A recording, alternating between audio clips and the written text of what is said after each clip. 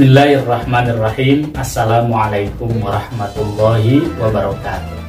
Alhamdulillahirabbil alamin. Allahumma sholli ala sayyidina Muhammadin wa ala alihi wa ashabihi ajmain. Apa kabarnya adik-adik santri yang berbahagia? Mudah-mudahan semuanya dalam keadaan sehat walafiat, dan mudah-mudahan Allah Subhanahu wa taala memberkahi, menuntun, menolong agar seluruh aktivitas kita ini tetap dalam keadaan yang diridhoi oleh Allah Subhanahu wa taala. Alhamdulillah bertemu lagi dengan mata pelajaran fikih. Nah, setelah pertemuan sebelumnya kita mempelajari bagaimana pentingnya ilmu fikih dalam kehidupan kita, kemudian mempelajari peranan penting ilmu fikih dalam kehidupan kita yang begitu luar biasa. Namun adik-adik, pada pertemuan kali ini, sebelum nanti kita belajar ke tuntunan ibadah yang lain, kita belajar dulu tentang fikih toharoh adik-adik.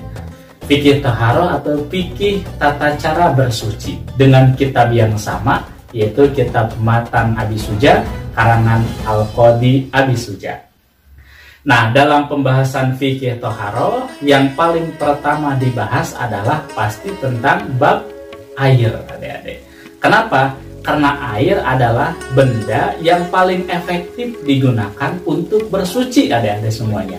Ya, untuk bertoharoh, baik itu toharoh secara hakiki atau toharoh secara hukmi. Toharoh hakiki contohnya seperti kotoran, ya. Toharoh hakiki contohnya seperti darah, itu toharoh hakiki. Artinya toharoh atau bersuci, mensucikan benda-benda yang terlihat dan berbentuk. Ada juga toharoh hukmi, seperti apa? Bersuci dari hadas kecil maupun berhadas besar. Hingga diharapkan dari pembelajaran kali ini santri-santri dapat mengetahui pembagian air dan juga dapat mengetahui mana air yang boleh dipakai untuk bersuci, yang makruh dipakai untuk bersuci, dan mana saja air yang tidak boleh digunakan untuk bersuci. Adik-adik semua, adik-adik yang berbahagia, betapa agama kita ini serius sekali memperhatikan tentang bersuci, ya, karena itu menjadi syarat sah ibadah. Jauh dari itu juga Islam sangat memperhatikan bagaimana seorang manusia hidup itu bisa suci lahir dan batin. Bahasan fikih itu membahas tentang suci secara lahiriah, ya. Tapi juga Islam memperhatikan suci secara batin. Maka di Darut Tauhid, ya, sambil ngetes nih adik-adik, masih ingat tentang 5 pantangan, jargon 5 pantangan, apa aja itu? 1, pantangannya adalah pantang sia-sia. 2, pantang berkhianat. 3, pantang menjadi beban. 4, pantang mengeluh. Dan yang kelima, santri Darut Tauhid, pantang kotor hati. Sebab berbahaya sekali kalau kotor hati adik-adik. Makanya seorang pemimpin sebelum nanti bisa mengendalikan orang-orang di sekitarnya, apalagi kita laki-laki dan semua orang sebetulnya adalah pemimpin, khususnya bagi dirinya, tentu harus banyak berlatih dengan serius untuk mengendalikan hati, untuk membersihkan hati, supaya apa? Supaya hatinya tetap tenang dan tidak menimbulkan dorongan-dorongan untuk berbuat hal-hal yang tidak disukai Allah Subhanahu wa taala. Baik, adik-adik santri hebat semuanya. Sekarang langsung saja adik-adik buka kitab Matan Abi Suja halaman 6. Nah, di sana ada dituliskan Kitabut Toharoti, artinya bab yang membahas tentang bersuci adik-adik semuanya. Nanti teknisnya Ustadz akan bacakan teks Arab dari kitab, kemudian terjemahan dan menjelaskannya adik-adik. Nah, tugas adik-adik menyimak dan kemudian sambil ditulis juga terjemahan di bawah tulisan Arabnya di sini, ya. Tulisan Arabnya di sini. Untuk apa itu disebut dengan ngalogat kalau tradisi pesantren, ya. Baik, langsung saja. Al-miyahul lati yajuzu bihat tathir sab'u miyahin.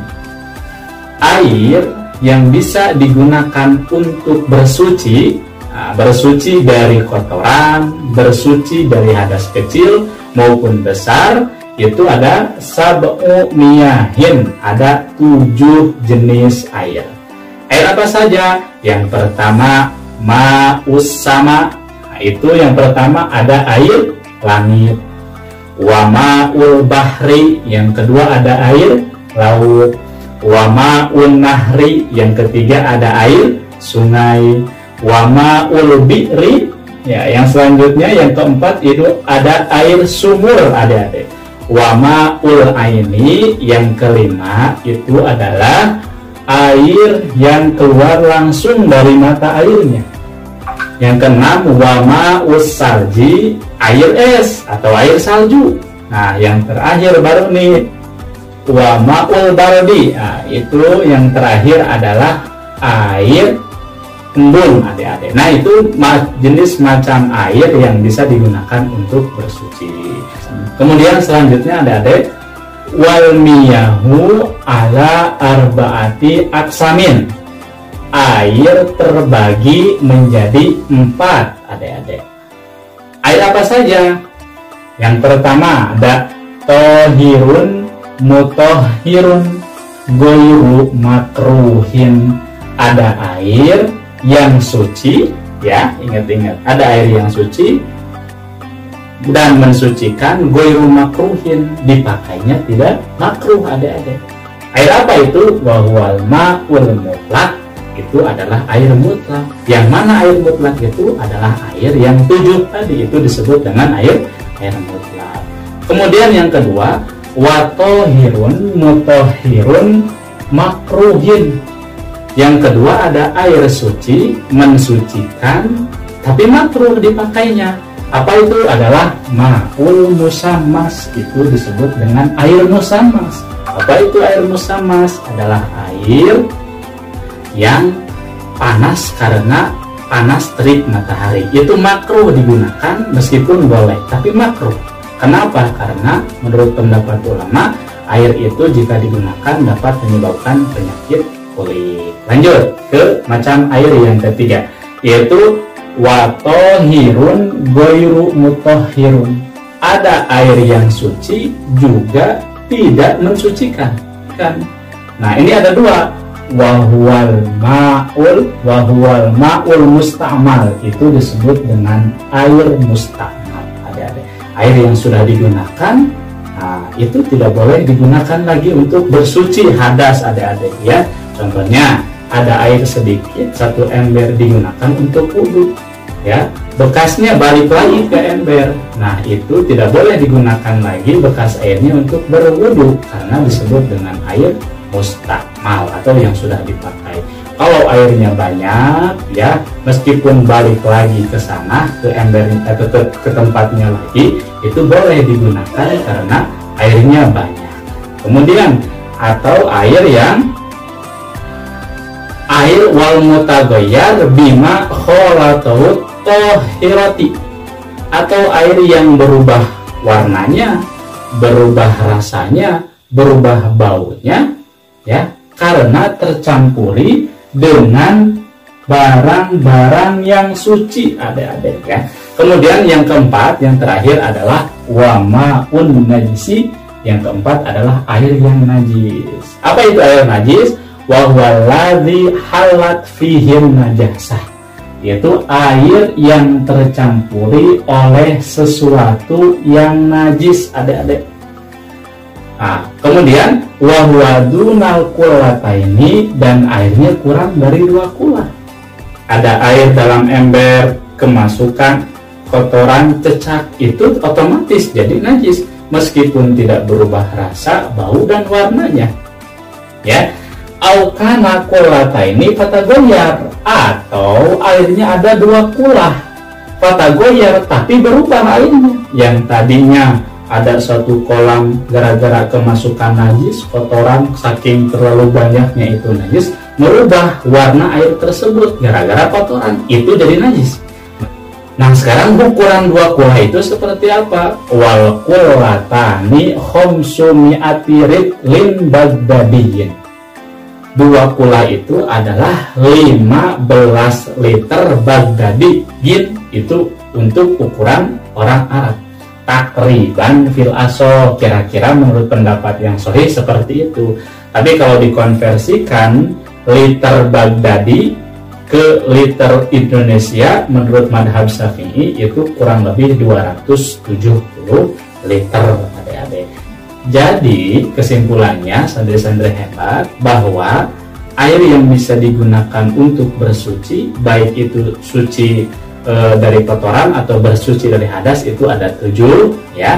Kemudian pembagian air itu ada 4. Yang pertama air yang suci dan mensucikan atau disebut dengan air mutlak. Air yang suci dan mensucikan tapi makruh itu disebut dengan air musammas.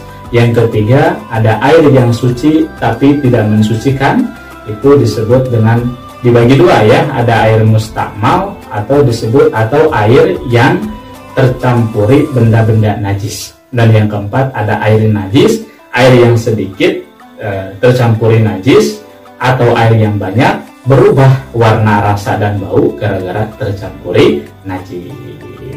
Nah, harapannya dari materi ini adik-adik, di samping kita nanti bisa bagaimana memilih mensucikan diri dengan media air, tentu kita juga jangan lupa untuk senantiasa riyadhah, berusaha mensucikan diri kita dengan banyak riyadhah, dengan banyak zikir, supaya hati kita bersih. Karena hati yang bersih itu akan berefek pada hal-hal yang positif lainnya.